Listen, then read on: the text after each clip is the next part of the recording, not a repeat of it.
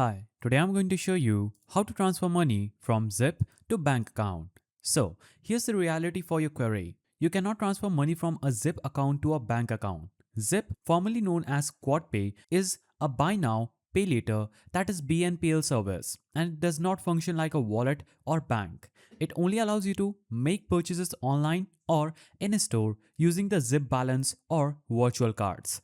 Also, it allows you to pay off purchases in installments. So, key points include no direct bank transfer, no cash withdrawals, but there is an alternative, virtual card. So you can use your Zip virtual card for online purchases wherever Visa or MasterCard is accepted. Now, the alternative also has steps. You can launch the Zip app on your mobile device and log in with your account credential. Make sure that your app is updated to the latest version. Now, tap on virtual card or card tab in the app. This is where you'll find your single, use, or reusable virtual card details, including card number, expiration, and CVV. Copy the card number, expiration date, and CVV. Keep them handy for checkout. When shopping online, choose credit or debit card as a payment method. Paste the virtual card details into the respective fields.